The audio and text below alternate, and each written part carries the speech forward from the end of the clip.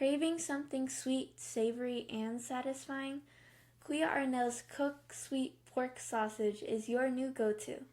Fully cooked, perfectly seasoned, and made with love. Just heat, serve, and enjoy. Available now on Amazon. Taste the tradition. Crunchy, bold, irresistible. Habit crispy fried chicken skins brings the heat with real chicken and serious flavor. Low carb, high crunch. Snack smarter, snack habit. Find it now on Amazon. Did you think about your daughter when you ran? Of course, Yeah. all the time. You saw her face, right? Yes. In your mind? All the time, all the Your time. children? Yung kids Right? ko, yeah. Of Mhm. course. Kasi, like I said, during the first part of the interview, yung number one motivation ko to start with, yeah. So, them growing up, I wanted to be there hanggang magka-asawa, hopefully magka-apo. Welcome to Why Did You? A podcast that celebrates the inspiring journeys of Filipinos across the globe. From mastering their expertise to overcoming powerful life experiences and succeeding in business, entertainment, sports, music, acting, and politics. These stories are filled with resilience, hope, and unstoppable Filipino spirit. Hello, welcome to Why Did You with Arnel Ariela. Today, on Why Did You, we meet Anton Velarde, a nurse by profession, a marathoner by passion. His story is one of discipline, endurance, and heart, showing us that every mile is a battle of willpower and every finish line is a triumph over doubt. From his first pair of running shoes to the countless races he has conquered, Anton reminds us that the true race is never against others, but against the limits we set for ourselves. Hello! Good evening! Welcome to Why Did You? Anton Velarde. Kumusta, bro? Hello. I'm doing good. Okay naman. So, thanks for the invitation to your podcast. It's my pleasure and it's my honor na makausap ang isang magaling na marathoner at nurse na katulad mo. Thank you. Let's tell them your journey. Could you please share us your wonderful story? Sure. Let's backtrack a little bit now. So, way back in high school, I was in the track and field team. Which high school again? San Beda College. San Beda, okay. College. So, I was in the track and field team. So, back then, may ano tayo eh. We call it CAT. Diba? As an athlete kasi, you'll be exempt from CAT if you're an athlete. So, yung Very smart decision. and then, right timing then, one of my friends who was the track and field team, so approached me, sabi niya, si coach nagpapa-tryouts. Baka gusto mong sumali because they're looking for hanap nila noon, sprinters eh. So, sprinters, okay. I was like, sige, subukan natin. And then, luckily, nakapasok. So you started junior or freshman pa lang? Junior na ako noon. Junior. Yeah. Oo, marami pa akong pinasok na yung mga sports before that. So, I was a frustrated basketball player. I did basketball pero unfortunately, hindi tayo nakuha sa mga tryouts. I got cut off. And then, I did tennis, mga racket sports. Sports, yes. Yeah, table tennis. So, mabalik tayo sa track and field. We tried out for that and then luckily nakuha ko for hurdles. So, it's funny kasi parang hindi ako talaga built for distance running to start with. Oo, so mas ako eh. Ang sprinting kasi it's different from distance running eh. So, you need to be explosive when it comes to sprinting and of course, you need to be fast. So, yung aking event before, I played for the NCAA when I was in San Beda. Event ko, kami yung una eh. Kasi hurdles ako eh. So, hurdles, 100 meters and then 400 meters na hurdles. So, that's how I started with running way back in high school. Pero naputol yon when I went to college kasi naaral eh. I was in the pre-med kasi ang kinuha ko before. Same school? No.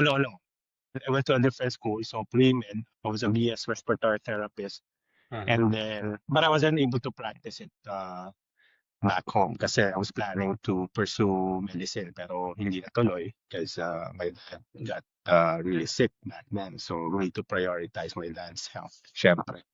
So well, I guess that's life. Yeah. So when did you first fall in love with running, and what was your very first marathon experience? Okay. So yun nga, naputol, no? Since I was in high school, Mm-hmm. nawala yung interest ko with running. So I focused with other sports, of course, with my friends. We play basketball. Yun ang naging focus. Wala talaga. Wala talaga sa basketball. Well, I can play, pero I don't think I'm really that good, I would say. So yun ang frustration ko talaga, yung basketball na yan. So I focused with different sports. Nag-lawn tennis ako. So, nag-coach pa ako sa may Rizal Memorial Coliseum. Hindi ko makakalimutan when I was in Talagang very college. athletic ka, no? Mm. Lawn tennis. And then I played a couple of other racket sports such as badminton. Yan. Nauso yan sa atin before. And then my very first marathon was Chicago Marathon. Oh, Chicago. Oh, so when did you go to the States? 2009. Yeah. And then one of my friends invited me over for how it all started before that marathon. Invited me over for a fun run. We call it fun run. Parang Fun ano run, lang yeah. ba? Libaran lang or takbo-takbo lang. Yung easy pace lang, kwentuhan. At the same time, it's for a good cause. Kasi we did Race to Wrigley dito sa Wrigley Field in Chicago for the Chicago Cubs, yung baseball team namin dito sa Chicago. So I did that, and then I was invited over to a couple of 5Ks. So 5 kilometers, and then ano yun two distances yun eh. So there's 5K and half marathon, Chicago Spring Half yun eh. They call it Chicago Spring Half. So these 5Ks and half marathons are the warm up muna for the marathon. Shorter distance to compared to the marathon itself. So ang nangyari kasi before, eto nga yung how I started. Mabalik tayo dun sa unang question mo. Kasi after that 5K, I did sign up for the half. After that 5K, we stayed for a bit. So we can see other runners doing the half marathon. So hindi pa kami, tapos na sila tumatakbo. So I was looking at them like, I can't do this distance. Pero I can see in their face yung pain. They're grimacing. Pero yung nandun yung challenge itself. Doon ako na-inspire actually. And of course, I want to be fit. I'm coming here kasi, alam mo naman, puro tayo trabaho dito. Correct. So, keep your sanity. You need to have some activities. No? That's how it all started. Going back to your question again, that's how I got inspired, fitness-wise. Also, inspiration and yung motivation from other runners as well. Parang you're challenging yourself. If they can do it, I can do it too. And then first marathon was the Chicago Marathon. Chicago Marathon. Yeah. Very memorable yun, the first one. Because nagkasakit ako. So I didn't prepare for it. Back then, very limited yung information about marathons. Unlike today, you have YouTube, the internet is right there. You can just open your browser and then search for like tips and nutrition, everything. Yeah, and correct me if I'm wrong, Chicago Marathon, I believe you guys do it during the late fall or winter. Is that correct? Correct. Right? Yeah. So it's so cold. fall. Oh, yeah. So it's marathon season again. So Chicago was my first and memorable because I didn't really prepare for it. I was in bed for a couple of days. I couldn't go to work because I need to rest my body just shut off. That's it. Yeah. So pag humingi yung There are marathoners who've been training or they've been doing that for like months before. But ikaw, spring chicken eh. Walang training. No, cause wala pa akong alam back then. So Yeah. I was just training sa gym. I did Mhm. couple of runs on the treadmill. So I think that was it. Because Mhm. medyo, well, of course, you have some books na para, alam mo, no? Yung parang guide mo to run a marathon. Pero, I mean, sa line of work ko, medyo mahirap na find time to do some research. So parang by feel lang yung ginawa ko. And it's a very painful lesson, I would say. All right. What challenges did you face early in your running journey? Injuries? Sabi mo, nagkasakit ka. Any Aha. doubts or lack of support? Doubt, wala. Wala. Mhm. Kung kaya ko eh.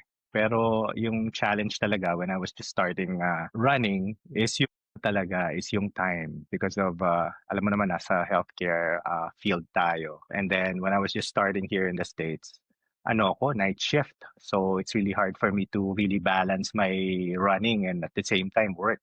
So usually kasi after work wala, pagod na eh. So kesa itakbo ko, itutulog ko na lang. Correct. So Correct. ang nangyayari, paggising ko sa gabi, that's the only time that I could, go to the gym or run by the lake kasi yung place ko before, it's just by the lake eh. So merong trail doon, then I'll just, run. And then that's it. Yeah. Mahirap oras Yeah, talaga. especially dyan sa place mo, malamig. Oh Sa yeah. Illinois. Most of my trainings talaga pag winter, indoor lang talaga. Indoor lang talaga, no? Mhm. Yeah. Who and what motivated you to keep going when you were just starting out? Yeah, motivation would be yung yung aking talaga, yung mga kids, mga anak ko. Mhm. Because, aging is inevitable. We know that. And Yeah, I feel gusto that too. aches and pains, no? I know. Parang na-proxy na yung naging best friend mo minsan eh. Wala, Alive. before denial pa eh. Ngayon talagang Correct. nandun na tayo sa acceptance na eh. Yeah, Well, so anyway, it's the kids, motivation-wise, number one are my kids, of Mhm. course. Kasi yeah. And how gusto many kong- are they? Don't mind. Three. Three kids. Two Alright. boys and then I have an 8-year-old daughter right here with me. Okay. So nating makita silang Merong sa'yo, lumaki. merong pumapalakpak sa'yo when you reach the finish line, di ba? Oh, exactly. Yeah. So very supportive naman din sila. And then also to, of course, influence my kids na they do the same. So sa bisyo, di ba? Kesa kung ano pang gawin, at least all of them are active. That's When it good, comes to that's good. sports, Among all the marathons you've run, which one challenged you the most, physically, mentally, or emotionally? And what did it teach you about yourself? Could you please enumerate us yung mga marathons na sinalinan mo na, please? Nako, madami. I know. I've That's done why- almost 30 30? marathon. Almost 30 marathons. No, what I mean na yung mga sa dami pala. Just Yeah, enumerate na so- lang yung mga big event na Okay. marathon. Yeah. Let's start And with overseas also. mga international races ko. So yun kasi yung gusto kong i-complete eh. So that's one of my goals eh. So to complete the 6 world majors. Now it's Oh. 7. Sa tagal na hindi ko siya makumpleto, nadagdagan pa ng isa. So here sa States there are 4. So that's Chicago.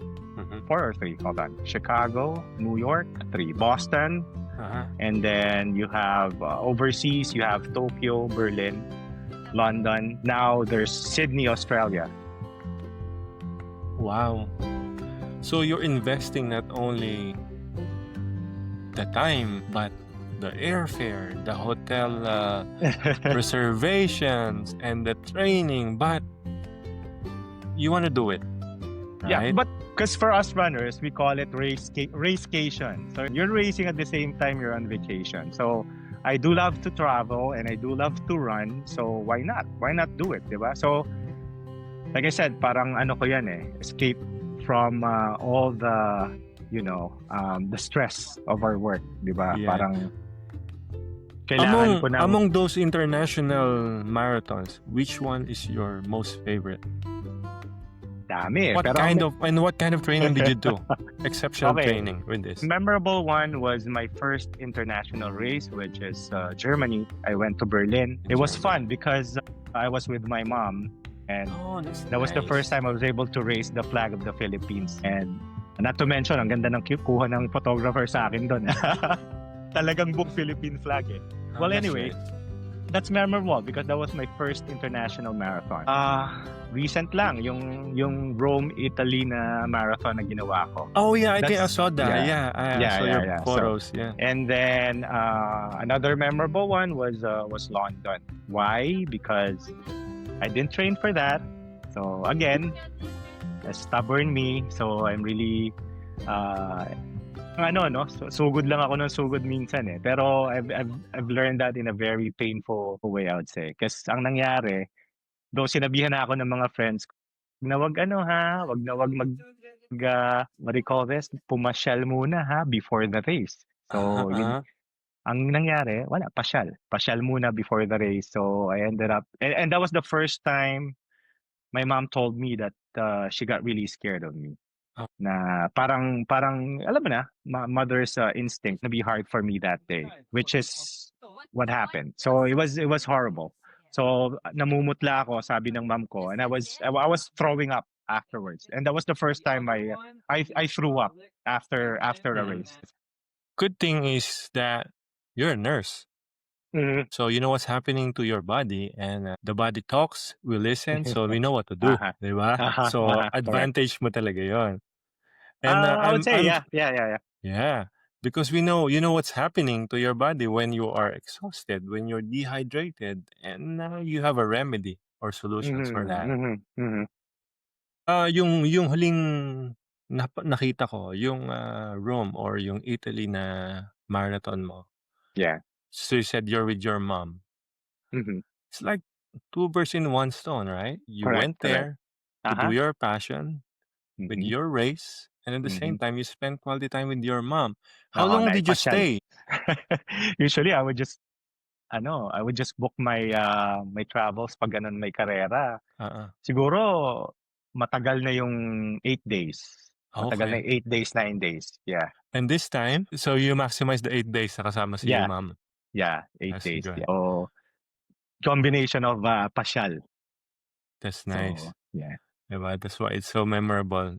The true number one yeah. fan was there, Definitely my number one fan. waiting for you the finish line, and waiting and clapping, of course, and galing. Yeah. So how do you balance your life as a nurse and a marathoner today, especially with kids? Oh my, good question. It's quite a challenge because Mhm. right now may upcoming race na naman. So it's Mhm. 5 weeks out from Chicago Marathon.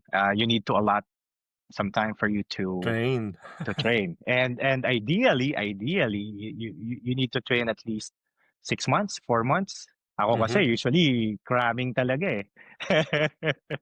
Ma- Maganda na yung makapag-prepare ako ng 3 months or 2 months eh. Ngayon Mhm. hindi, it's mahirap siya pasok sa schedule ko. Pero I'm trying. Yeah. Let me just tell you something. I believe I told you this before because I had a patient. She Mhm. started racing. It was her dream to run Mhm. the marathon. Yeah. And you know how old she is? She was during that time. Uh-huh. She was 65 years old. Mm. And she's been encouraging me, Arnel, you should run the marathon. Because when I was 65, I've been running to Fort Lee, all the way down to the George Washington Bridge and going back and forth. Wow. Sabi ko, at 65, Gano'ng para kalayo tuloy, 'yon? Distance? I don't know how long, pero ang layo nun. Tawirin mo lang yung George Washington Bridge, mahaba na nung bridge na yun eh. Yeah. So, whenever I talk to her, she encouraged me. She motivates me, Arnel, you could do it. If I could do it, you could do it. Right. Never And too you know late. what? When she passed away, Hmm. she gave me her medal to the New York Marathon. Really? binigay niya sa akin.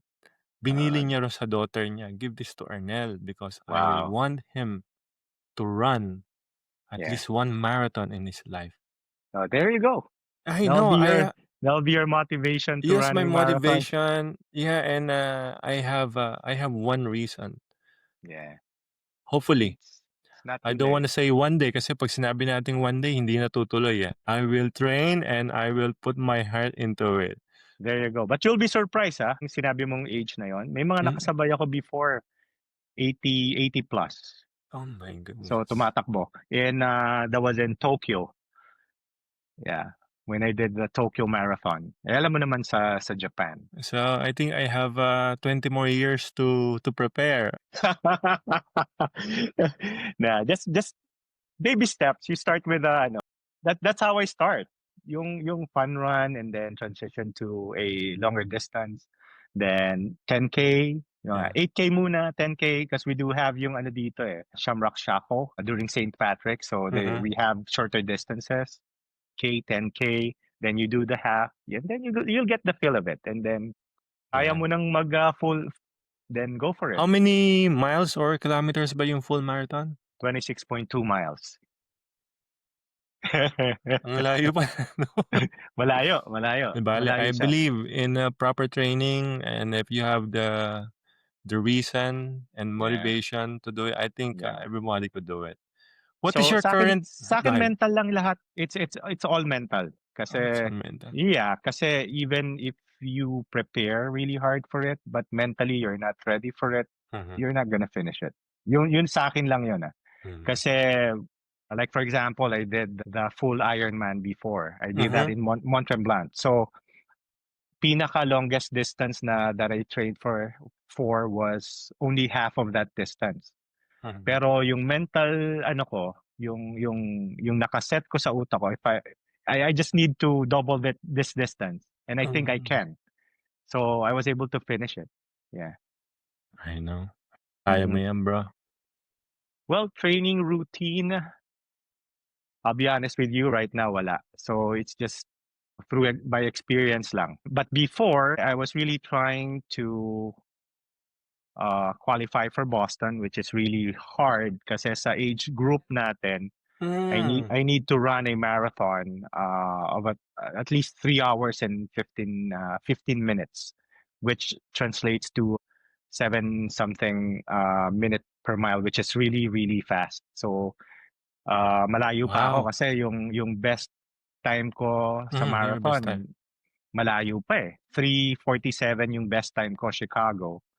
And nagpa-coach ako. Yung coach ko was based in the Philippines. So he was guiding me with nutrition and the programs. Pero wala, hindi ko kinaya. It's hard. Wow. These are, meron akong mga quick questions sa'yo. Sige lang. Favorite shoes when you run? I go for Nike Alpha Fly because it's so springy, it's bouncy, and Yan ba it yung ano? Yan ba pushes me yung forward. Yeah, iba yun. So Vapor, Fly, they're both ano yun, carbon plated, carbon Wow. fiber sa loob. So if the technology is there, why not use it? So Correct. I was trying to experiment with some of my shoes actually because meron siyang should I go with the cushioning or the springy one? So I've tried both because iba pa rin yung Alpha Fly, Nike Alpha Fly. Alpha I don't know, Flies. but for other runners hindi nila kasundo Well, So at first, before Nike, anong ginagamit mo? before Bago ba siya that, ma-discover? Yes. I'm using different shoes muna, but I would test it first and then I would check on the reviews. So yung aking ang go-to person ko for that is Kofuzi, he's a YouTuber based here in Chicago. Walang bias siya mag-review So I would test it first and then pag nagustuhan ko, then I'll go for it. That's what I'm gonna parang okay, I'm gonna go for these shoes.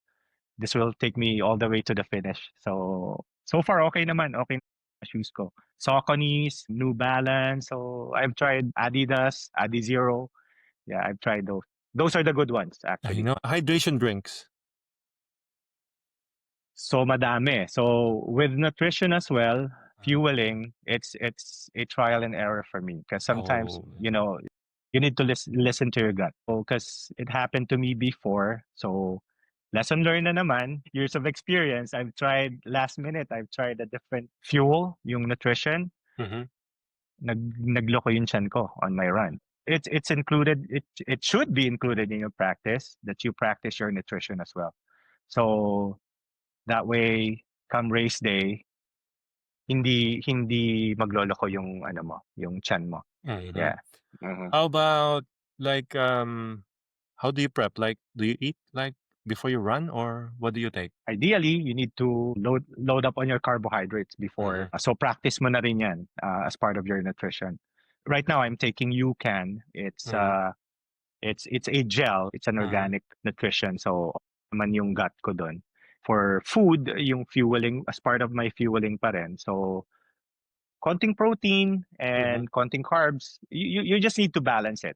But of course, before race day, you need to load on carbs because of course yung fuel natin, yung katawan natin, yung nagre-rely siya doon, especially if it's an endurance sport. It relies on your glucose, yung ano mo, yung storage ng body mo.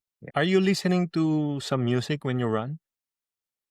Sometimes, yes, but if it's really, but when I did, and I knew it's gonna be really loud and with the support of the crowd, New York Marathon, hindi ako nag-music. Oh, ganun pala yun. Very loud. It motivates you.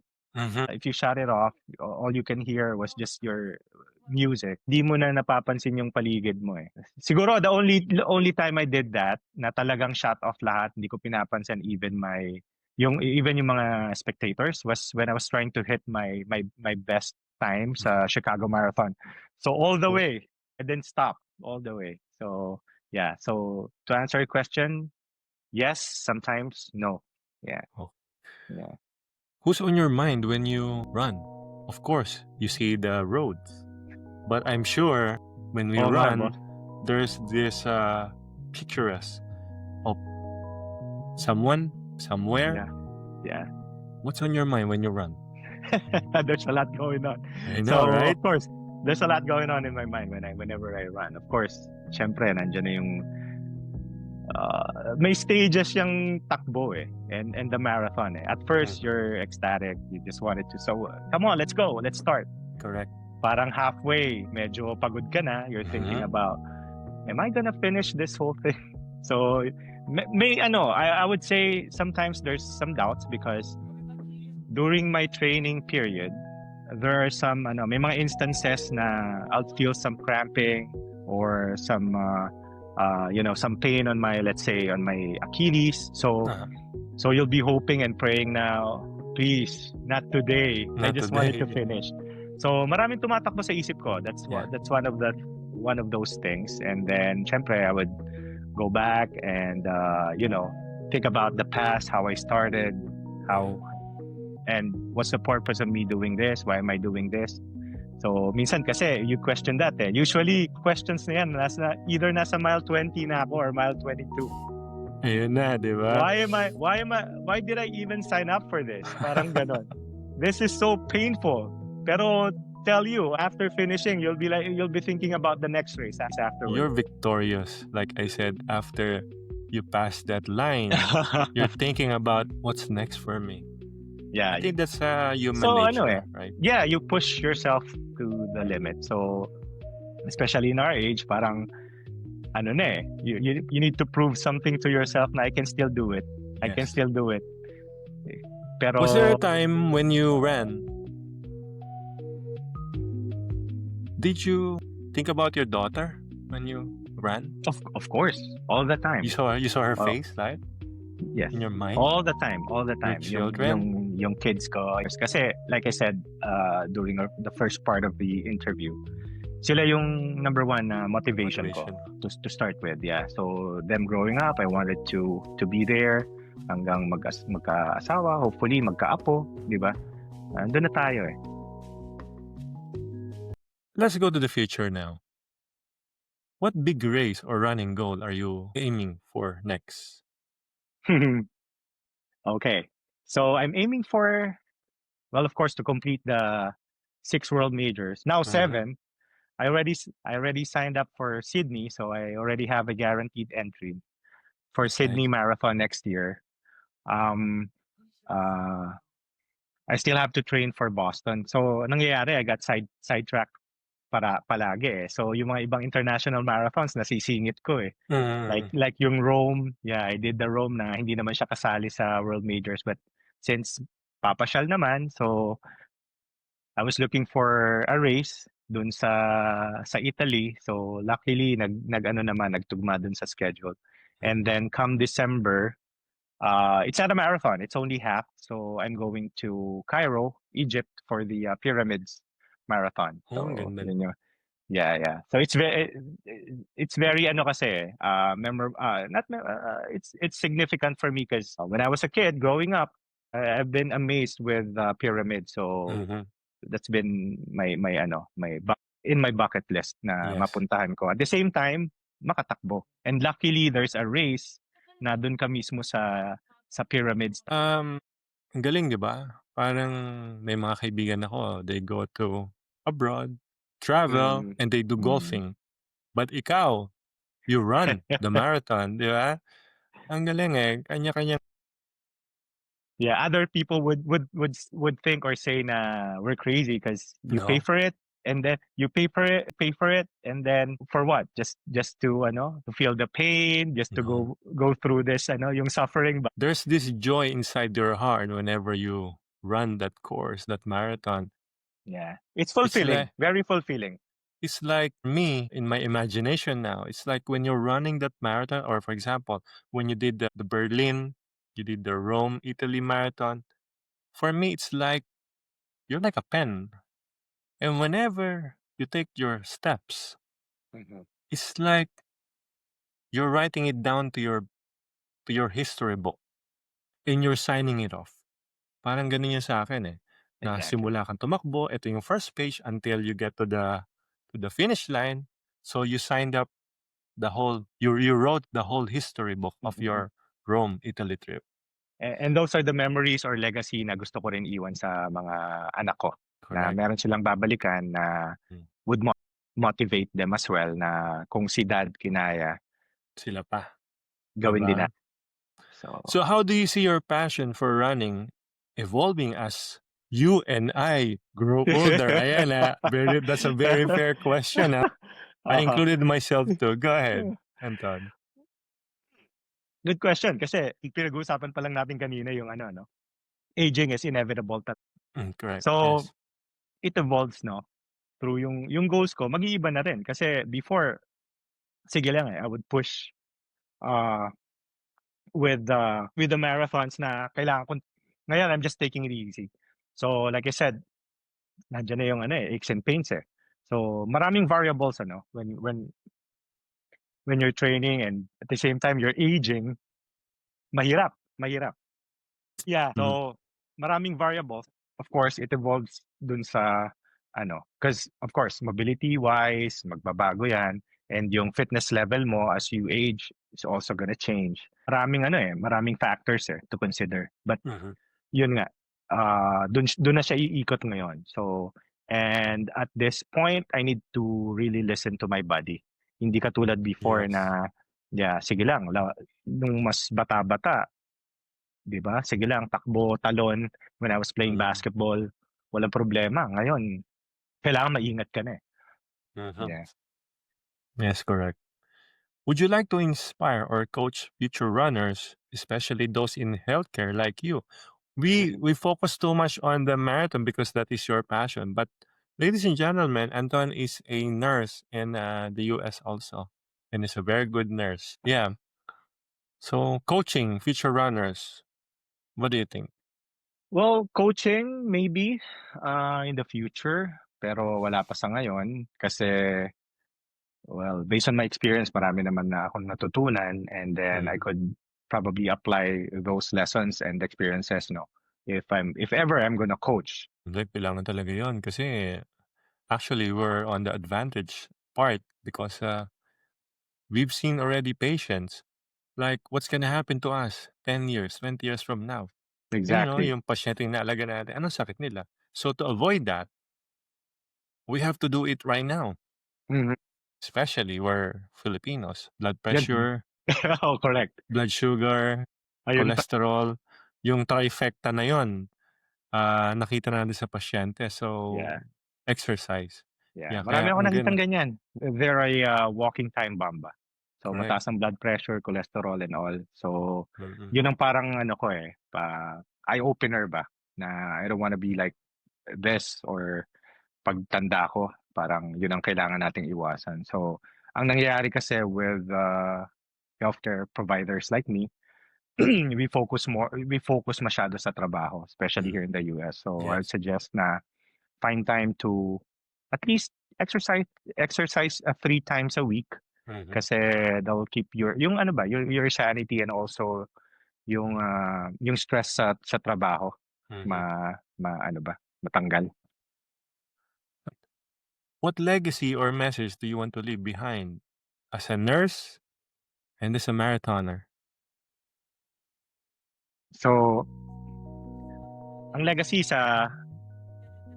of course, sa kids, saka sa mga fellow runners, marathoners ko, Mhm. is yung yun nga, yung inspiration na nabibigay ko sa kanila. Yes. And also yung matapos ko yung goal ko, which is to complete the 7 world majors. I'm still working on it.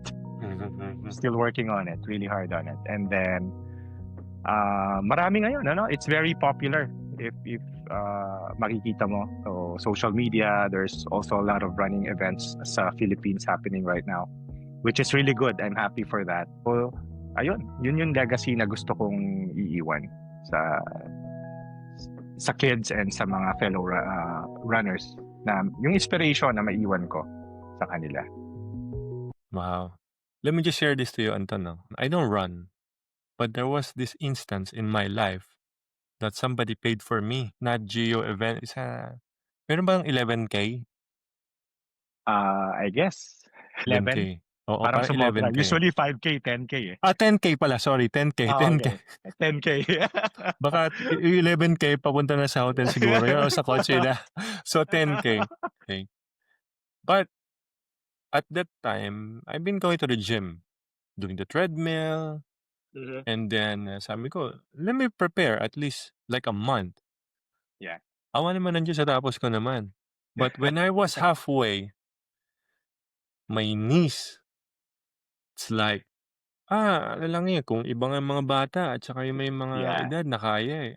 Kaya ko na siguro to. This is not a race. I am competing against myself. So I think, Yeah. let me Yeah, just do it. meron talagang Oo, part ng no? race na you'll question yourself eh. You'll be talking Oo. to yourself like, kaya ba to? Kaya ba? Matatapos ko ba to? Di ba? Yes, yes. Yeah. Sabi ko, natapos ko, I had a medal. First time ko nagka-medal sa pagtakbo. And then I saw my name. Congratulations. I know, thank you. And then I saw my name. There was a time, I forgot how long did I do it. But the good thing, natapos ko. And I am so proud of myself because I never experienced this. And I never encountered this kind of competition against myself in my life. So, so natapos ko naman. Thank you sa Yeah. nag-sponsor sa akin. Thank you. Anton, with all these blessings, all these marathons, with all these miles and kilometers that you ran, tayo ng napuntahan mo sa bawat palakpak, bawat pictures na kumukuha sa'yo. Masaya. Who do you want to say thank you to? From the bottom of your heart. Well, of course, I want to thank the Lord first because He has given me this talent, no? Yung gift, it's a gift actually from Him. Lahat naman yan galing sa Kanya. So, yung strength, yung physical na energy na binibigay niya sa akin in each and every race. So, I thank Him for that. And of course, my number one fan, my mom, because she's really supportive of all yung mga races ko, endeavors. My kids, na very supportive then, and of course my friends na nag-influence sa akin to run and push me further. Yeah, yun yung mga gusto kong pasalamatan because they inspire me kasi even if they just post, yung mga races or yung mga na-accomplish nila through social media man or paano. So, na-motivate ka in a way. So, that's how it all started then. Yes, thank you very much, Anton Velarde. Guys, kung di nyo po na itatanong, Anton, he was my elementary classmates sa La Consolacion. Magkaibigan po kami.